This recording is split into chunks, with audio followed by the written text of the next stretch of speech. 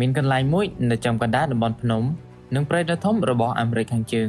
មើលពីចម្ងាយវាមើលទៅដូចជាឋានសួគ៌ព្រៃបៃតងភ្នំដែលគ្របដណ្ដប់ទៅដោយព្រិលទន្លេដែលមានទឹកថ្លាឆ្លុះដល់បាតនិងសត្វព្រៃដែលដើរទៅមកដោយមានសេរីភាពប៉ុន្តែបើអ្នកឈរនៅទីនោះយូរបន្តិចអ្នកនឹងចាប់ផ្ដើមសម្គាល់ឃើញអ្វីមួយចម្លែកចំហាយពណ៌សកំពុងទៅហោះឡើងពីលើដីទឹកក្តៅកំពុងតែពុះនៅកន្លែងមួយដែលមិននឹកស្មានដល់ហើយនៅកន្លែងខ្លះមានក្លិនស្អុយចម្លែកដែលក្លិននោះបង្កឡើងដោយស្មាននៅក្រោមដីប៉ុន្តែអ្វីដែលគួរឲ្យចាប់អារម្មណ៍បំផុតមិនមែនជាអ្វីដែលយើងអាចមើលឃើញនោះទេវាគឺជាអ្វីដែលនៅក្រោមជើងរបស់យើងនៅក្រោមទេសភាពដ៏ស្ងប់ស្ងាត់នេះមានកម្ដៅដ៏មហាសាលមួយ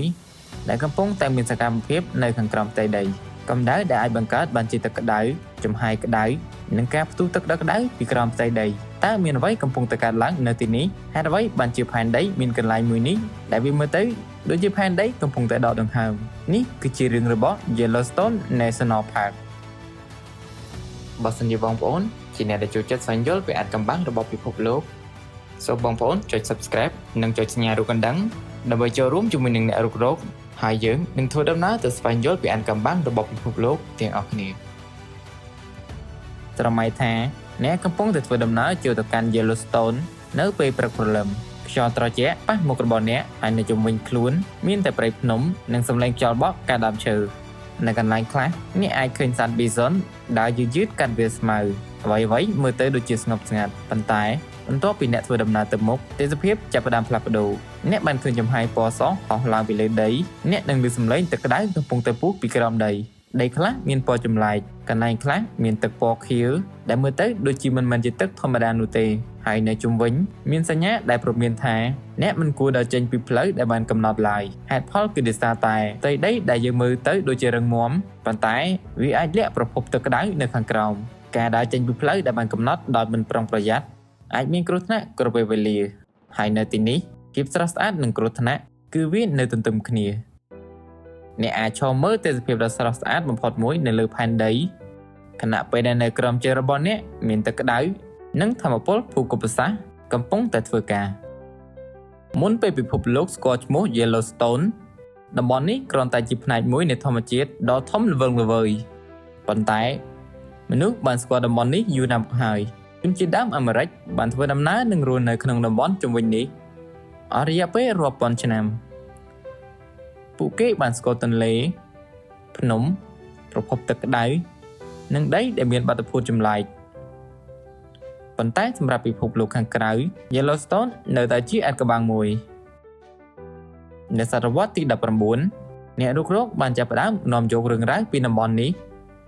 ទៅផ្សព្វផ្សាយនៅពិភពលោកខាងក្រៅពួកគេបានរៀបរាប់ពីទឹកក្តៅដែលពុះឡើងពីក្នុងដីអន្លង់ទឹកក្តៅដ៏ជ្រៅចំហាយទឹកក្តៅនិងទេសភាពដែលមើលទៅដូចជាមិនមែនពិភពធម្មតាមនុស្សមួយចំនួនស្ទើរតែមិនជឿរឿងនេះប៉ុន្តែពេលដែលមានការសិក្សានិងការរុករកកាន់តែច្រើនមនុស្សចាប់ផ្ដើមយល់ថារឿងទាំងនេះមិនមែនជារឿងព្រេងនោះទេដែលនៅឆ្នាំ1872 Yellowstone ត្រូវបានកំណត់ជាឧទ្យានជាតិវាបានក្លាយជាឧទ្យានជាតិដំបូងគេរបស់សហរដ្ឋអាមេរិកហើយចាប់ពីពេលនោះមក Yellowstone មិនត្រឹមតែជាកន្លែងសម្រាប់អ្នកធ្វើដំណើរនោះទេវាបានក្លាយជាកន្លែងសម្រាប់អ្នកវិទ្យាសាស្ត្រដែលចង់ស្វែងយល់ថាតើមានអ្វីកំពុងកើតឡើងនៅខាងក្រោមដីដំបូងអ្នកអាចគិតថាទឹកក្តៅនៅ Yellowstone គ្រាន់តែជាបាតុភូតធម្មតាមួយប៉ុណ្ណោះប៉ុន្តែនៅពេលដែលអ្នកវិទ្យាសាស្ត្រចាប់ផ្ដើមសិក្សារូបភាពកាន់តែធំបានលេចឡើង Yellowstone ស្ថិតនៅលើតំបន់ភ្នំភ្លើងដ៏ធំមួយនៅក្រោមដីដ៏ជ្រៅមានកម្ដៅដ៏ខ្លាំងកម្ដៅនេះធ្វើឲ្យថ្មនិងទឹកនៅក្រោមដីមានសីតុណ្ហភាពខ្ពស់ទឹកក្តៅត្រូវបានបង្ខំឲ្យផ្លាស់ទីតាមស្នាមប្រេះនៅក្នុងថ្មហើយនៅកន្លែងខ្លះវាឡើងមកលើផ្ទៃដីយ៉ាងអស្ចារ្យហើយនៅកន្លែងផ្សេងទៀតសម្ពាធកើនឡើងរហូតដល់ទឹកត្រូវបានបាញ់ឡើងមកលើបរិយាកាសហើយនេះជាមូលហេតុដែល Yellowstone មាន geyser ច្រើនជាងកន្លែងណាផ្សេងទៀតនៅលើផែនដីប៉ុន្តែការរកឃើញនេះបាននាំទៅរកសំណួរមួយទៀតបើ Yellowstone មានប្រព័ន្ធភ្នំភ្លើងដ៏ធំបែបនេះតើវាអាចផ្ទុះម្ដងទៀតដែរឬទេ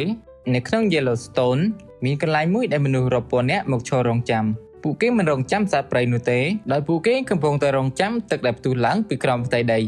បន្ទាប់ពីការរងចាំមួយរយៈ ដីចាប់ផ្ដើមបញ្ចេញសំឡេងហើយទឹកក្តៅក៏ចាប់ផ្ដើមផុសឡើងហើយភ្លាមទឹកក្តៅនិងចំហាយត្រូវបានបាញ់ឡើងទៅលើមេឃដែលវានោះហៅថា All Fatful វាមិនមែនជាភ្នំភ្លើងនៅផ្ទុះនោះទេប៉ុន្តែវាគឺជា geyser ដែលបញ្ចេញទឹកក្តៅតាមវដ្តរបស់វាប៉ុន្តែ Yellowstone នៅមានអ្វីមួយចម្លែកជាងនេះនៅកន្លែងមួយប្រភពទឹកក្តៅដ៏ធំមួយដែលមានពណ៌ខៀវនៅកណ្ដាលនិងមានពណ៌លឿង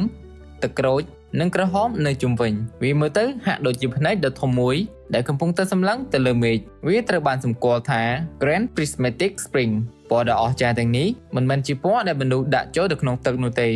ដែលពណ៌ទាំងនេះត្រូវបានបង្កើតឡើងដោយសាររាងកាយដែលអាចរស់នៅក្នុងទឹកដ៏ក្តៅនេះរួមជាមួយលក្ខខណ្ឌគីមីនិងសីតុណ្ហភាពផ្សេងៗនៅក្នុងទឹកប៉ុន្តែ Yellowstone មិនត្រឹមតែចម្លែកនៅលើផ្ទៃដីនោះទេដែលនៅពេលយប់ព្រៃងងឹតសត្វព្រៃចាប់ផ្ដើមធ្វើសកម្មភាពហើយចំហាយក្តៅនៅតែបន្តហោះឡើងពីក្នុងដី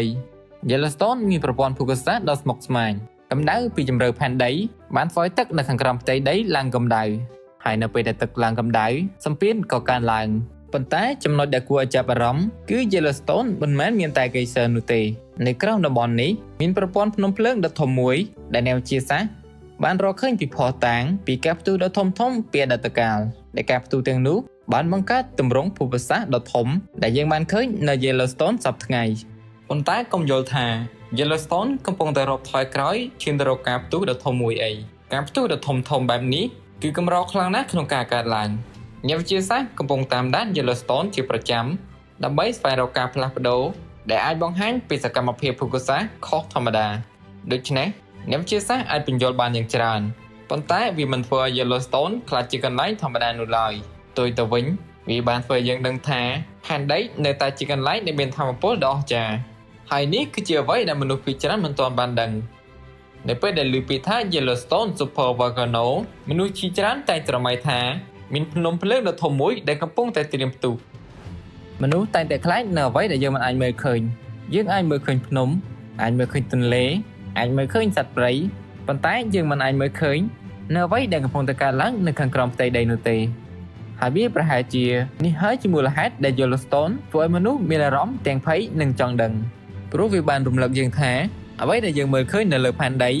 គ្រាន់តែជាផ្នែកតូចមួយនៃរឿងទាំងមូលតែប៉ុណ្ណោះដែលនៅក្រោមជើងរបស់យើងផែនដីនៅតែផ្លាស់ទីកម្ដៅនៅតែធ្វើការរបស់វាហើយទឹកនៅតែហូរហើយពេលវេលានៅតែបន្តកែប្រែពិភពលោកដែលគ្មាននរណាម្នាក់អាចបញ្ឈប់វាបានប្រហែលជានៅពេលនេះមាននរណាម្នាក់កំពុងតែឈរនៅ Yellowstone ដោយគេកំពុងតែមើលទឹកក្តៅមើលចំហាយពណ៌សដែលហោះឡើងទៅលើមេឃនិងស្ដាប់សំឡេងខ្យល់នៅក្នុងព្រៃអ្វីៗមើលទៅស្ងប់ស្ងាត់ប៉ុន្តែពួកគេប្រហែលជាមិនបានគិតទេថានៅក្រោមជើងរបស់គេមានពិភពមួយទៀតដែលកំពុងតែធ្វើការពិភពនៃកម្ដៅសម្ពាធទឹកថ្មនិងថាមពលដ៏មហាសាល Yellowstone មិនបានប្រាប់យើងថាផែនដីគួរឲ្យខ្លាចប៉ុណ្ណានោះទេតែវាប្រាប់យើងថាផែនដីមានជីវិតនិងមានថាមពលដ៏អស្ចារ្យជាងអ្វីដែលយើងគិតទៅទៀតបើអ្នកអាចទៅ Yellowstone ហើយមានឱកាសឈរនៅមុខប្រភពទឹកដ៏ក្តៅមួយដោយដឹងថានៅក្រោមជើងរបស់អ្នកមានប្រព័ន្ធភ្នំភ្លើងដ៏ធំមួយតើអ្នកហ៊ានឈរនៅទីនោះដើម្បីមើលអាថ៌កំបាំងរបស់ផែនដីដោយផ្ទាល់ភ្នែកដែរឬទេ